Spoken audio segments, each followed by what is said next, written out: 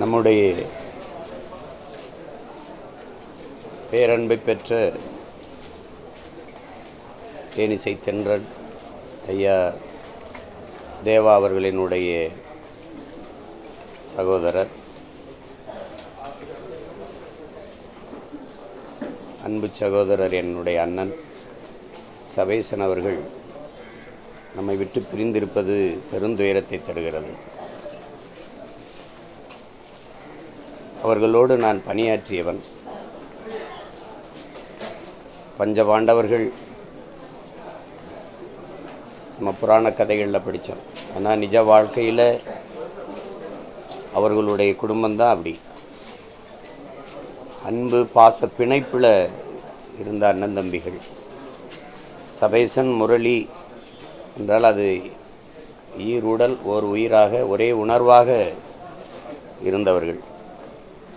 இது ஒரு இசை குடும்பம் அப்படி தான் சொல்லணும். என் தம்பி ஸ்ரீகாந்த் தேவா வரைக்கும், எங்கள் அண்ணன் முரளியுடைய மகன் சசி வரைக்கும் எல்லாருமே இசைப்பாங்க.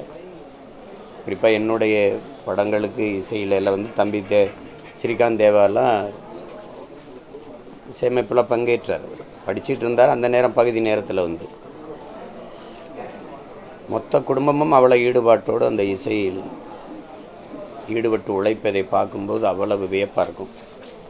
குறிப்பாக சபேசண்ணன், முரளியண்ணன் சேர்ந்து தான் என்னுடைய படங்களுக்கு பாடல்களுக்கு இசைக்கோர்ப்பு, பின்னணி இசையெல்லாம் செய்வாங்க. அப்போ ஒரு நெருக்கமான ஒரு அன்பு பிணைப்பு எங்களுக்குள்ளே ஏற்பட்டது.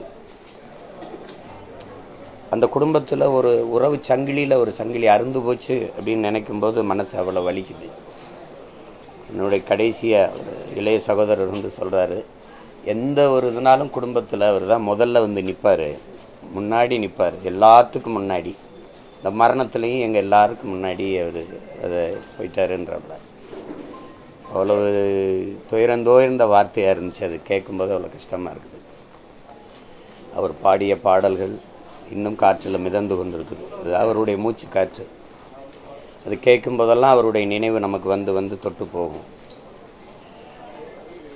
ஒரு சிறந்த இசைக்கலைஞனை இழந்திருக்குது இசை உலகம். அதுபோக என்னை போன்ற பிள்ளைகளுக்கு ஒரு நல்ல மனிதரை, நல்ல அண்ணனை நாங்கள் இழந்திருக்கோம். அப்படி தான் நான் பார்க்குறேன்.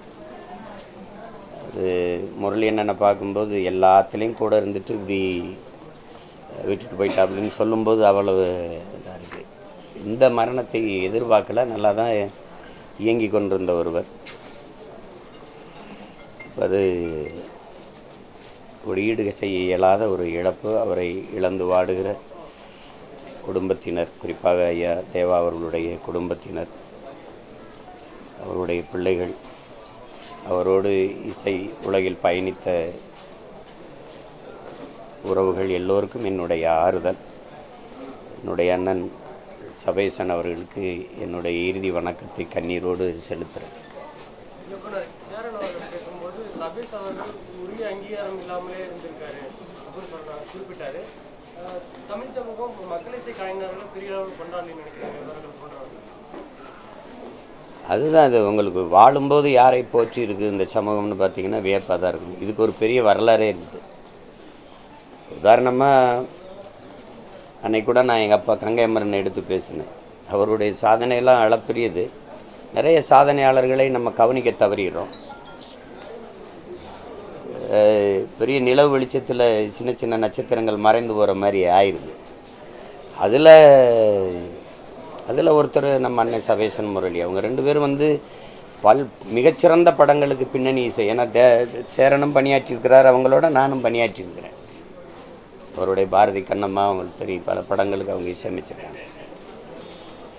அப்போ இசைக்கோர்ப்பில் அவங்களுக்கு இருக்கிற அசாத்திய ஆற்றலை நீங்கள் உடனிருந்து பணியாற்றும் போது தான் பார்க்க முடியும்.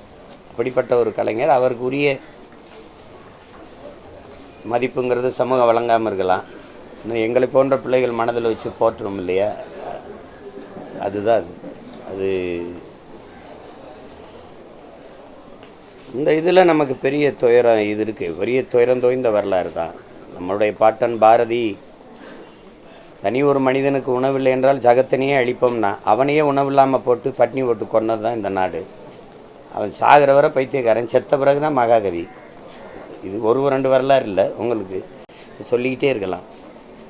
அந்த வரிசையில் எங்களை மாதிரி இப்போ இந்த மாதிரி கலைஞர்கள் புறக்கணிக்கப்படுவது இயல்பாக தான் இருக்குது. அதுக்கு நம்மளால் வருந்த தான் முடியுது, வேறு ஒன்றும் செய்ய முடியல.